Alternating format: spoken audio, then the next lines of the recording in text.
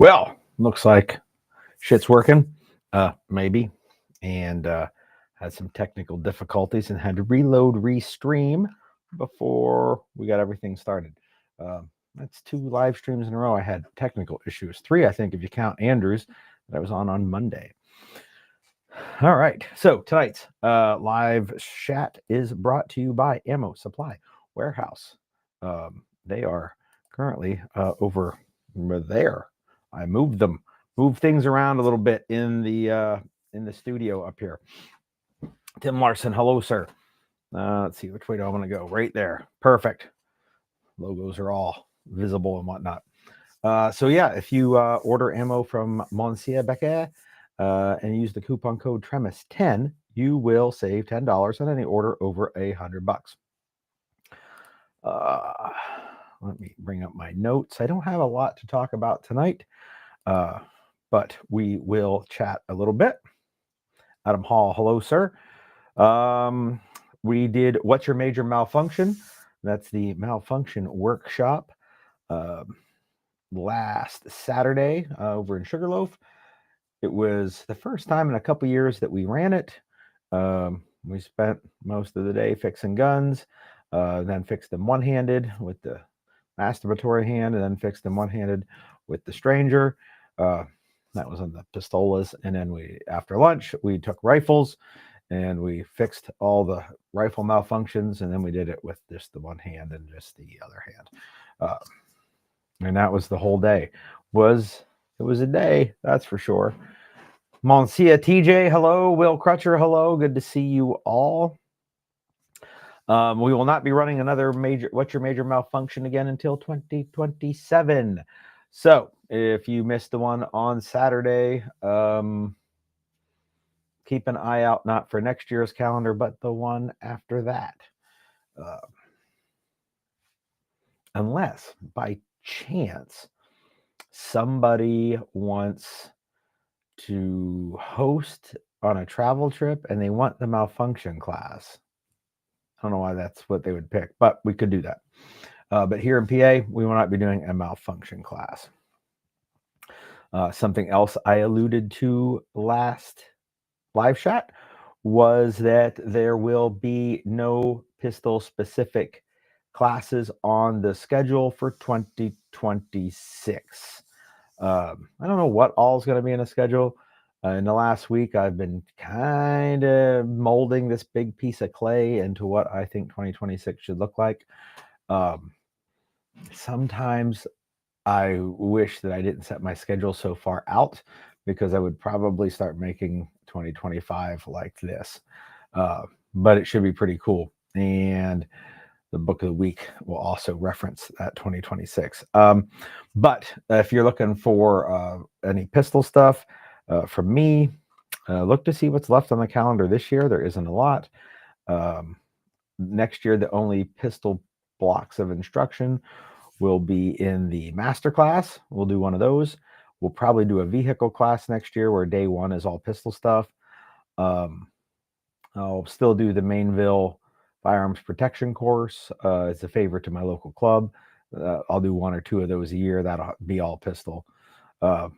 Otherwise, that's all the pistol shit that we'll be doing next year. Next year is going to be the year of the, I can't even say year of the rifle or year of the carbine, because if it works out the way I want, it'll be something. Probably also, we might do some force-on-force pistol next year. So if you're looking for pistol shit next year, it might include projectiles going both ways. Because stuff. All right.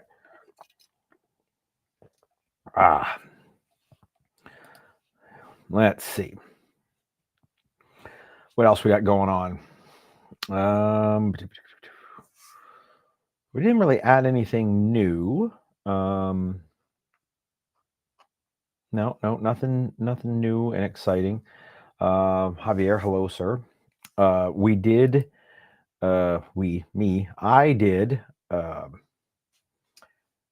tried out a new blaster today, and I picked it up for a steal a couple weeks ago, probably a month ago at this point, and it just kind of sat in the box. And then I ordered some big dots for it finally, and I put those on it, and then I finally said I should go shoot it. So it is the Smith & Wesson M&P 2.0 metal. It's aluminum. They have a steel frame one out too, that they released at SHOT, I think is when they released it. We're making a big deal about it at SHOT, so I assume that's when they released it. But anywho, I shot it this morning for the first time, and I was playing around with it in the last few days. The weather was shitty, so I didn't go out to the range. I wanted to go Monday, ended up moving it till today, and I had another project to work on. I'll whisper about that in a minute. But yesterday, I took the gun back to Susquehanna Valley Firearms, and they have one of them trigger pull gauges. I don't own one of those. Like, why would I have one of them things? Anyhow, we put the trigger pull gauge on the gun, and it was 2.6 pounds. That the trigger weight, like the guy won it at a raffle, sold it, like picked it up and sold it back to the shop. Well, he picked it up from one shop and took it to Susquehanna to sell it. And then I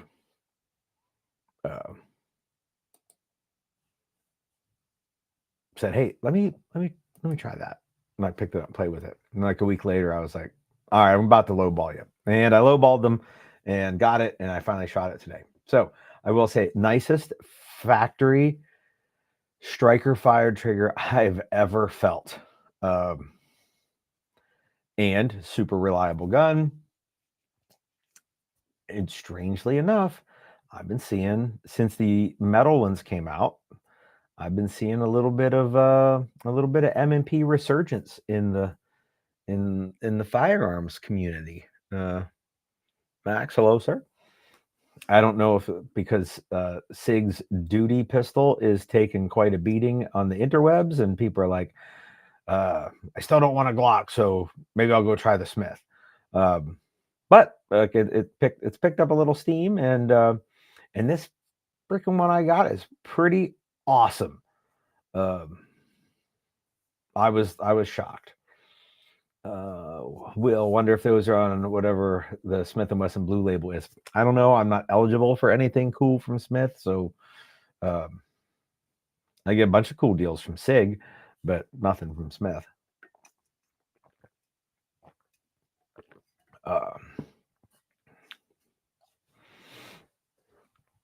So yeah, I shot the gun today. I did the face meets drill, which is what Gabe Suarez came up with it, and it is he calls it the counterterrorism or counterterrorist drill.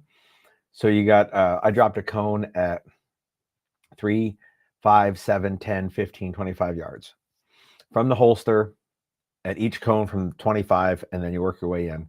Draw 3 shots in the face meet, and that gives you 18 rounds. And then you go back to the 10-yard line and do 7 rounds on the move moving forward for 25 face shots.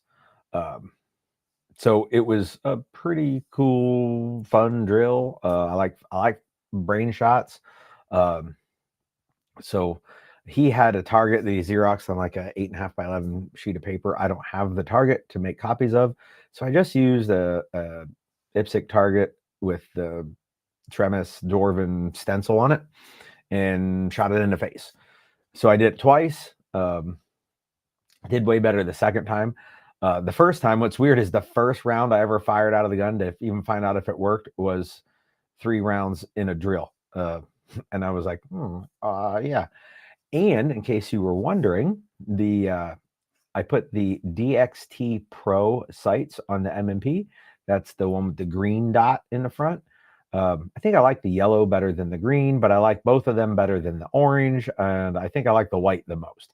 But they really don't do a DXW on new stuff, which is a shame because I really do like it.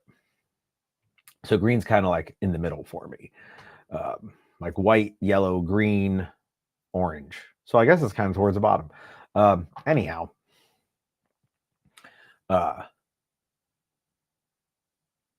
they have since they're taller, they're a little different hold than the DXWs, like the first generation ones that I'm accustomed to on MMP.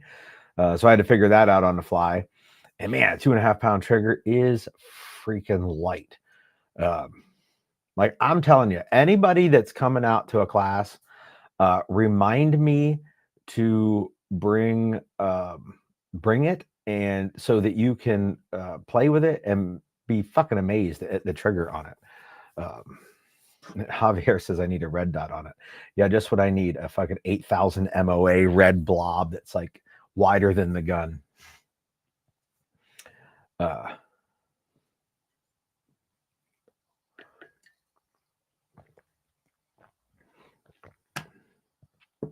Max says he thought he heard white was in the works for the Pro or the 2s. And then, of course, this is not the typical M&P sight cut because it's the optic ready gun. So the rear sight's different. And they don't have all of their line of sights available for that at this point. Although if the Smith keeps picking up some momentum, I don't think they're even making any non-optic cut ones anymore. So like the old style sights eventually are going to not sell much. So maybe they'll start adding more of their other options into the optic ready M&P cut, for lack of a better term to call it.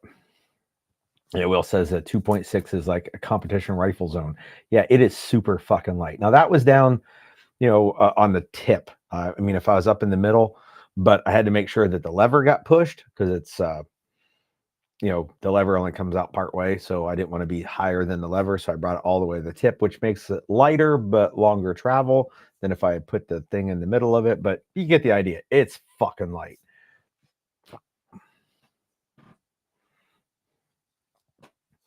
So yeah, super impressed by it. And like I thought, oh, it's metal, it's going to be heavier. And I don't have like a full size MMP to compare it to because I sold a bunch of MMPs when I started carrying macros.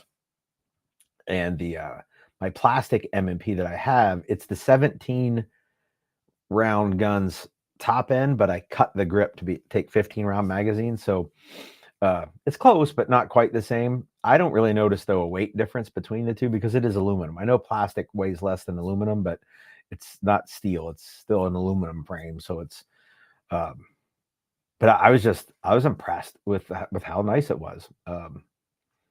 Still bigger than I want to carry, like wider and bigger in like all the dimensions, but a super nice gun. For a duty gun, we'll call it. It's probably my favorite. Because Sig says that the macro is not a duty gun, it is a carry gun. So whatever.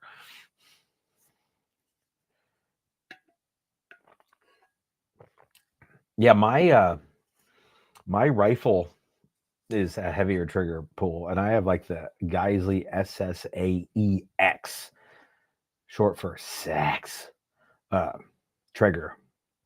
And I don't think it's that light. I should probably check that out. That's what I shot that drill with. After I did it twice with the pistol, I grabbed my rifle and said, I might as well shoot it with a rifle. Obviously, it wasn't from the holster to shoot. I just did it from not even like low ready, but like down, like I was standing around.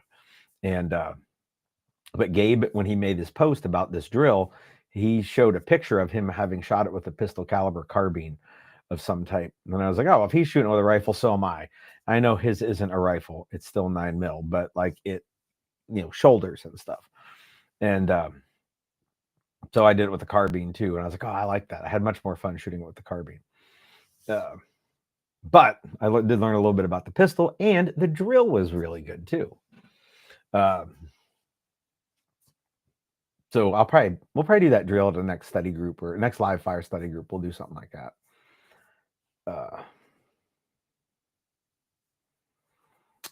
Max says, isn't anything with 17 rounds considered a duty gun? No. So Sig says that the 17 round macro, because of its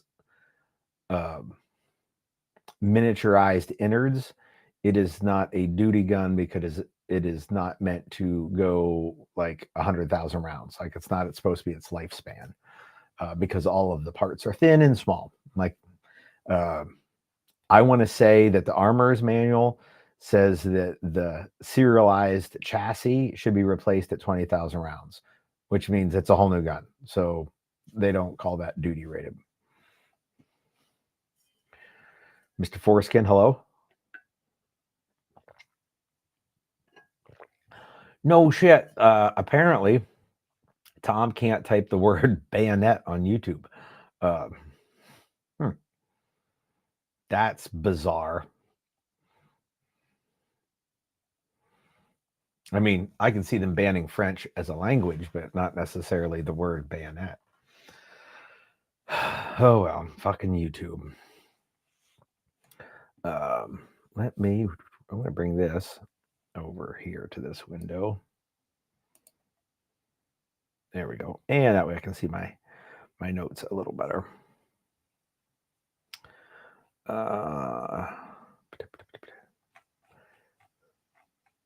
All right. So,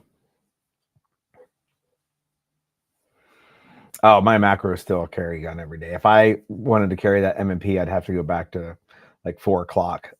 It's too big for me to carry appendix. Too thick.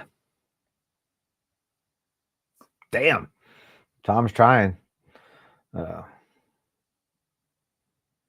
a shame. Fucking YouTube. Wonder if the other, like, I bet you if you went over and like watched this on Rumble, you could probably type in bayonet and then it would show up in the comment section, which shows all the comments, because that's not, throws it over in the on the screen with me, like right this way, right there, not just the comment box. Anyhow, or on Twitter. I mean, does Twitter even do comments? I don't know. I've never watched a video on Twitter or X Twitter. Anyhow, also picked up another new Gat-A-Roo. The Bodyguard 2.0 finally came in. I have not shot it yet. I did get a first wave holster for it. They are now offering them across the board. There is not a... Oh, Adam Hall got it to say it. And it says it on YouTube. It says he's on YouTube anyway. So yeah, the Bodyguard 2.0. I would show you all like a comparison, but I can't because YouTube will just kill the stream like they do. But I took a Ruger LCP and a Bodyguard, and I put the top of the slide and the muzzle in the corner so I could see which one's longer and taller and all that shit. And so, the back of an LCP, like the slide comes back and then it's like angled down to like the beaver tail point. Well, the Smith, it's straight. So there's like this extra mass in where there's a corner. And then the grip's a little thicker front to back. But if you have the little pinky extension on the 6-round LCP magazine, it's the same length as the 10-round Bodyguard 2.0 magazine. So it's fucking tiny. It holds 10 rounds instead of 6. So now the people I know that got one and they've been running well, works out great. I did check my chamber. It is short. It is not a Sammy Spec 380 chamber. So I'm going to send the whole top end of the gun out to Pete at Defiant Munitions, and he's going to walk it next door into Barstow. They're in the same building, and Barstow is the king of all fucking pistol barrels. And they're just going to run a 380 reamer in there and ream it out to a actual Sammy Spec chamber, and then he's going to send it back to me. He also said if any of you guys out there have a Bodyguard 2.0, and the 380 chamber is shorter than Sammy spec, to shoot him a message, and he will work out with you getting it reamed to the proper Sammy spec. This is funny watching the bayonet thing happen.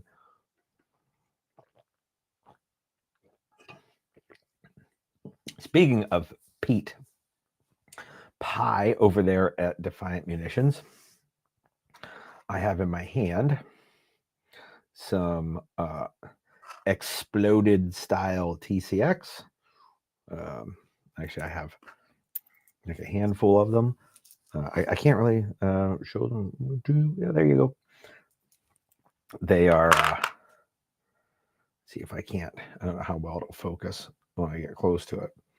So it is a TCX that has been blossomed out. I shot these this morning over a chronograph into gelatin. And I sent Pete the pictures of the 15 inches of penetration. I sent Pete the printout of the or not the printout, like a screenshot of what the chronograph did. See if I can't find it here. So between all the rounds, it had a from the fastest to the slowest round, there was a 9 feet per second difference. Pretty fucking consistent. And it's a new load that Pete will probably be loading starting, I think he said next week. So I can't tell you what it is, but he had me shoot them because I have a configuration of a gun that he doesn't own, so he could get a little data on it from something different than what he's got to try it in. So he sent me some, and that's what's great about having awesome friends in the industry. He didn't have to go buy a fucking probably expensive gun to get the same data that I could give him, and all it cost him was a handful of bullets. Because I used my gel, and I borrowed a chronograph, and so that was pretty. It was an interesting data collection. I enjoyed going and helping them out and getting to try something new that nobody knows about. Well, I mean, some people know about, but like the general populace doesn't know about. I do. It is like a thing of mine where I get a little self gratification from pointing out that I know things that the average person doesn't.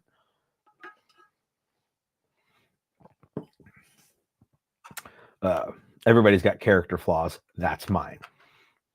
Well, it's one of mine. So yeah, that was this morning. I did that before I ran the face meets drills.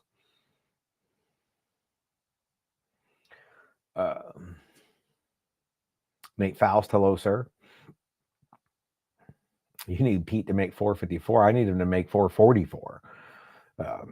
Turns out it's a totally different round from each other.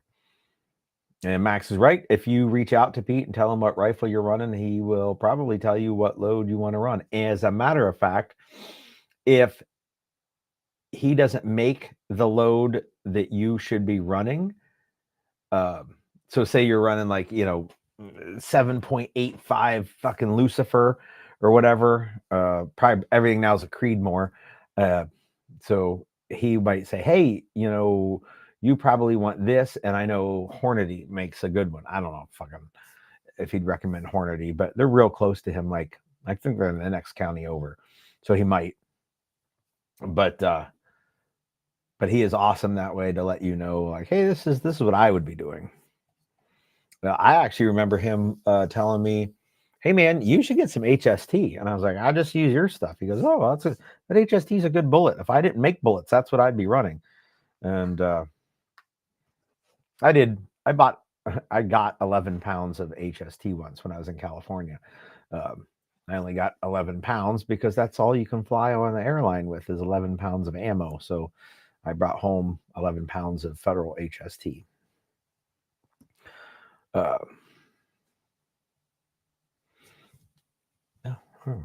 I started late, but we're like halfway through.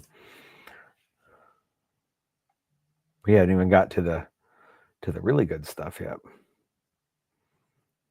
I don't know if there's any really good stuff, but I was asked, will there be a Trempendix for the Bodyguard 2.0? I'm gonna be honest, I don't think there's enough gun there to put the dick bump, as Nate Garrison calls it, or the dog nose, as a bunch of people call it, the pad on the back of a Trempendix. It's a Raven. Raven makes that pad. I don't think there's enough fucking room to add it all. So probably not. And that's like a backup gun. It's not an EDC gun anyhow. But HST Gold Dot. Yeah, Gold Dot's all right. Tom, has YouTube ever been happy with you? Maybe the whole internet's still angry at you. Like, say something about slings. You should put a bayonet on a sling. Just saying. Anyhow, let's see. What do I got on my notes? More notes. That's still the questions from last week. Nobody had any printed questions for this week. I got two things to mention. Snake Staff pre-order. This is the last week probably to do the pre-order for it, because after that they're just going to be out. And I keep getting a couple more orders for pre-orders for those every day. So I started with, hey, I need 30 of those, and I think now I'm up to, I need 60 of those. So if you want to pre-order a Snake Staff, how do I? Oh, there we go. Copy. I'll put the link up for you. And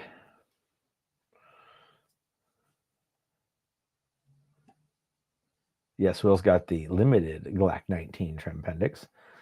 Actually, so there was also a limited Glock 17 Trempendix, and RJ Bermudez was like, I got the only one.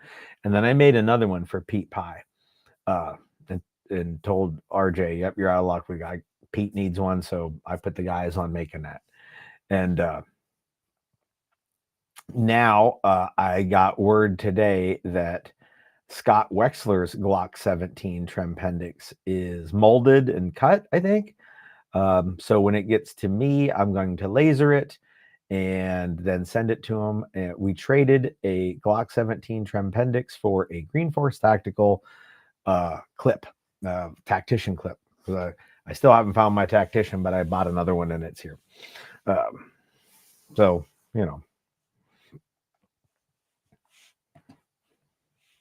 all right. So now I'm going to get to the book of the week. You can probably see it sitting right behind me. I'm going to put the link up, but I'm going to warn you, the book's on sale on Amazon right now. But in paperback, there's one left. In plastic comb binding, there's two left. The paperback is $5 off. The plastic comb is $10 off. And here's the link. It is from an Amazon shop, so I get a small commission. And here is the book. It is the Small Unit Tactics Smart Book, or SUT S2. I think it's because it's a second edition. That's the S2. It is obviously Small Unit Tactics Handbook. It is way more in depth than the one that I mentioned last week, or the week before, or last week, that's out of print. That one is a much easier to digest for just getting your feet wet with SUT. This is much more in depth, but unlike military manuals, the format is good. Like the diagrams are good, the font is good, the all the artwork, for like drawings and shit like that, it's like a real person did it. It's just laid out much better than a military manual. If you intend to do training with me next year here in Pennsylvania, you probably want to own one of these books.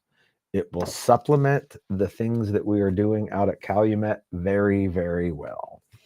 Like I said, they're on sale. It's $5 off the paperback, which looks like this one, and $10 off the plastic comb. Actually, I should have bought that when I bought this some time ago, because then you can open it back on itself. Because this, I try to not break the binding because I don't want the book to fall apart. So I think the plastic comb binding, they don't stack as nice on a bookshelf, and you can't read what the book is on the plastic comb binding. But I think it's easier to take it out with you in the field and open it up.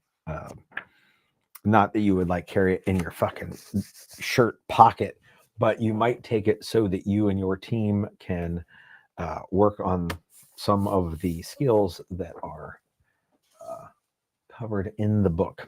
So there you go. Small Unit Tactics 2 handbook. It's a smart book. It's by the authors are, there's two of them, Larson and Wade. Probably not Tim Larson. He probably would have mentioned that to me at some point. I was looking, Christopher Larson and Norman Wade. So the second edition is copyright 2017. So there you go. That is the book of the week. It is a very in-depth but still well organized small unit tactics book.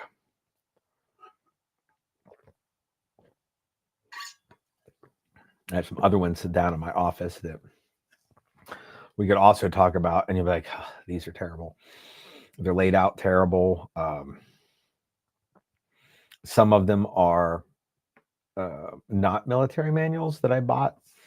And I know for a dude that has his own curriculum that talks about SUT, I still buy a ton of SUT manuals, like all of them. And it's mostly because I'm trying to find the right one to tell people to get. And some of the ones I bought, military manuals are typically laid out poorly and with a terrible typeface and artwork that's like a copy of a copy of a copy, like on a mimeograph machine to a Xerox machine, to then someone scanned it onto a digital file. The Army ones are terrible for that. The Marine ones are a bit better as far as format goes. I just think they're newer. And then some of the civilian ones, the typeface is better, and it doesn't look like it's a copy of a copy. But the publishing format might be fine, but the content is sometimes all fucking over the place. There is a famous instructor who wrote a small unit tactics manual that, like, in the middle of patrol formations, just has like 4 paragraphs about how to clear rifle malfunctions. And whether I would agree or not on the rifle malfunctions, how he does them, which if I recall correctly, it was fine methodology for making the rifle work again. Why it was just tucked in the middle of a paragraph or a chapter about patrol formations, I have no idea. It's almost like he wrote the book like I talk, blah blah blah blah blah. Oh, look, something shiny, and then we go off and talk about that for a minute, which is fine for a method of communication, I hope, because that's how I do I've lived my life the whole way that way. And but if you're using the book as a reference, you can't just tuck fucking rifle malfunctions in the middle of the chapter on patrol formations. Like, what if I want to go look at it again? I'm never going to fucking find it. Adam Hall, thank you for the order, because I'll get like a little 50-cent kickback or something like that. Like, Amazon's stores are not, that you don't make a lot of money off of those. But so they did have 3 books left. Now they only have 2. I don't know what one Adam ordered, but there was only a grand total of 3 in the Amazon warehouse when I copied the link an hour ago. So if anybody else wants to get that book, you should get it.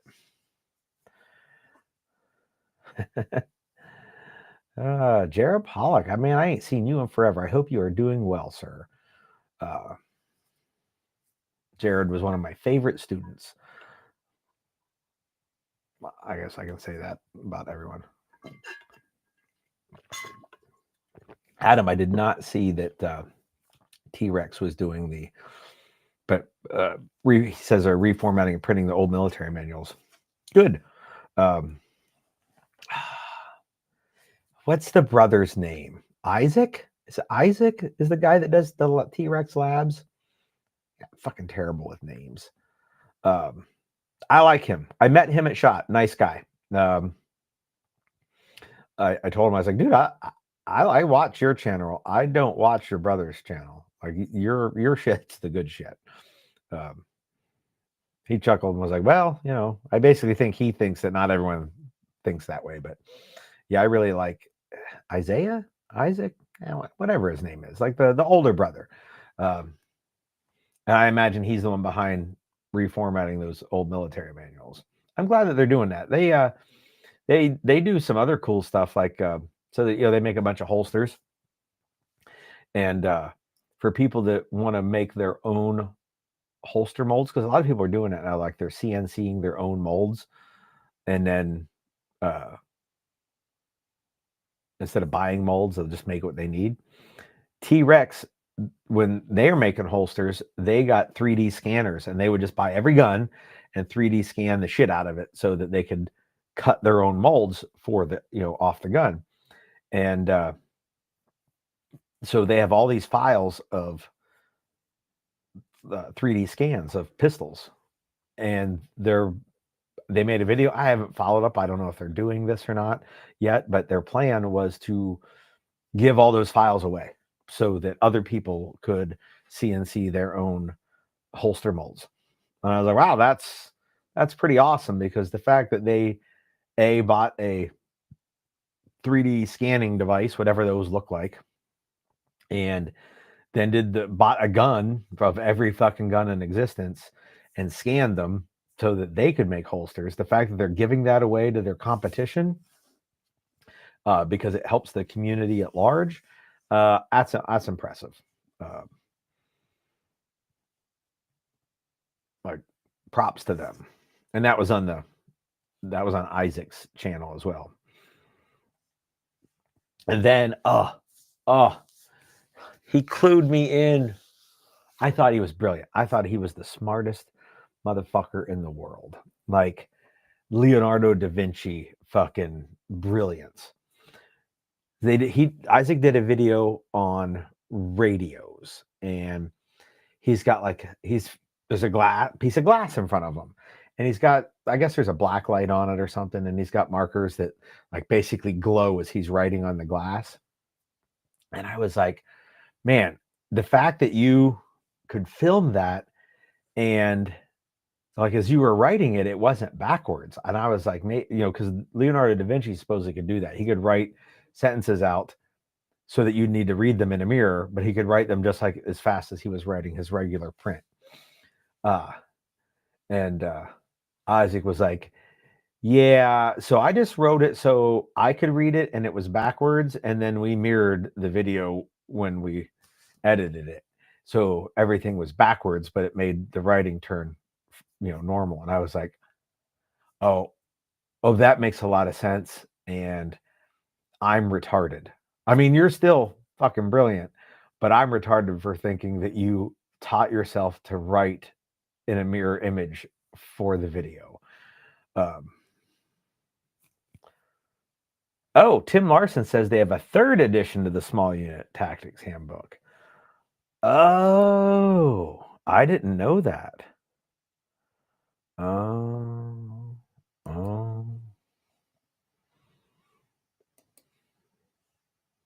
That's something.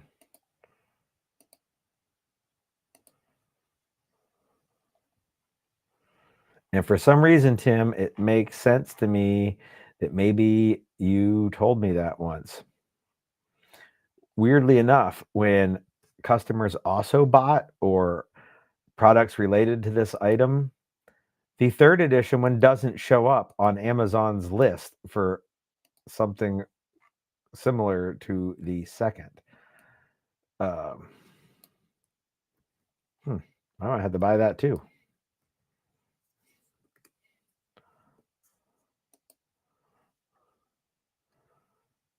Oh yeah, and they have a plastic comb version.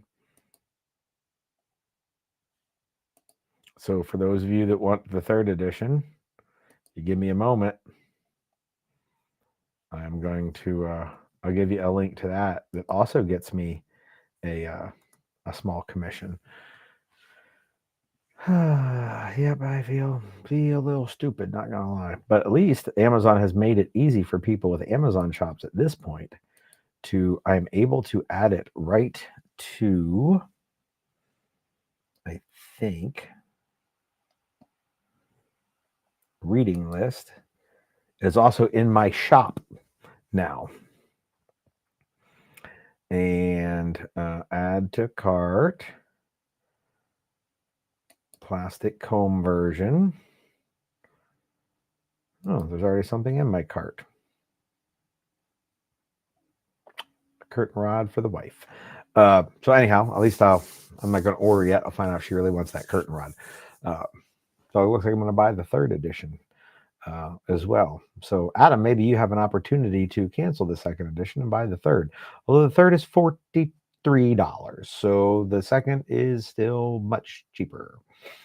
But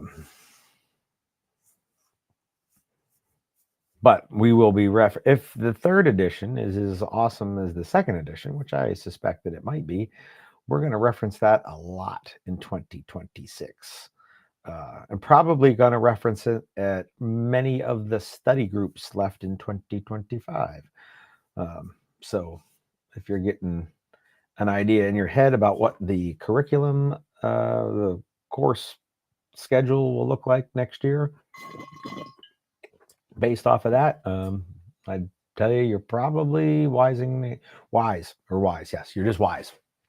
All right. So here we go on that. Sorry about that, Adam, if you have to do a cancel and a reorder or whatever.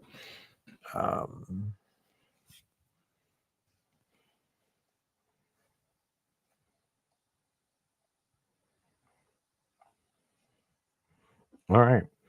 So this weekend we was supposed to be hosting Lewis, and Lewis apparently has learned very well from some of my favorite instructors about procrastination and inability to self-market. So Lewis is not coming up here to teach a class, so I have the weekend free. The good news is I do plan on visiting Five Rivers Armament, another sponsor, right there. Notice they are higher on the list than Ammo Supply Warehouse.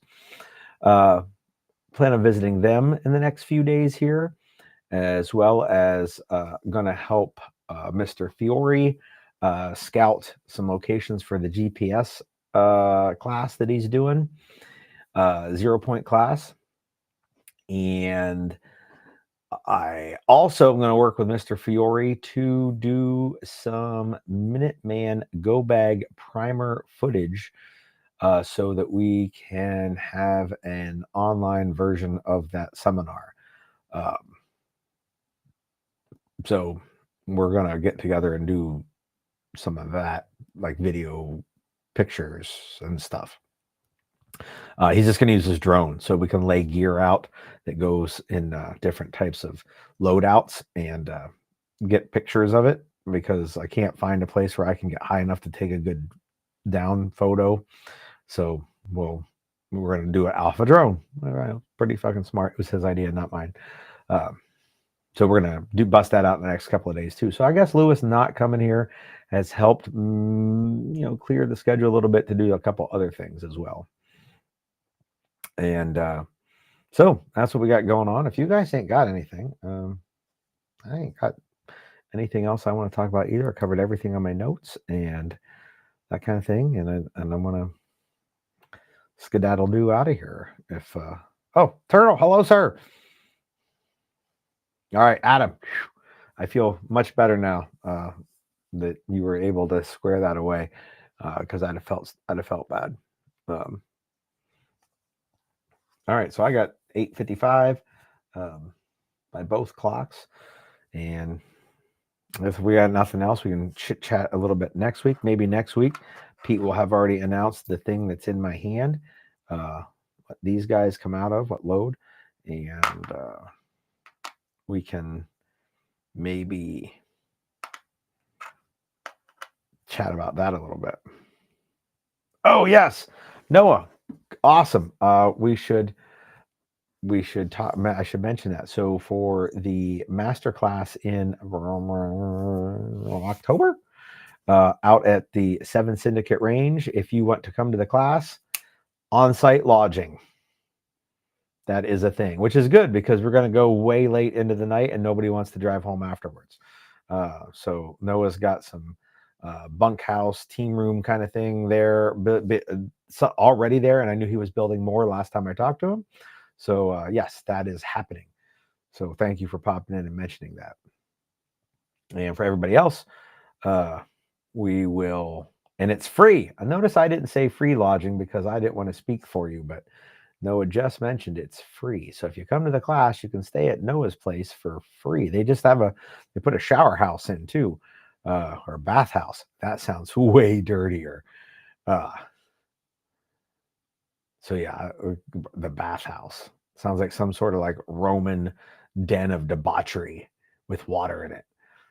Anyhow, it is for free up there at the 7 Syndicate Range, which they're hosting a bunch of cool stuff. I'm actually going up there on the 27th of this month. I have a class on the 26th that I'm teaching, Fish 1. And when it's over, I'm going to drive my ass back home. And then the morning, as is typical, every time I go to Noah's place, I am doing something. I'm teaching something the day before and then going up there the morning of. So it'll be a long day for me, I'm sure. But going up there to catch the ass end of patrolling the homestead, Praelectus, and combat art training. So if you're around the area and you're not coming to Fish 1, you should be going to that. So with that, I'm going to pop smoke, call for exfil or something like that, and I will see you all next Wednesday. I probably won't see any of you this weekend. So next Wednesday it is. Until then, take it easy.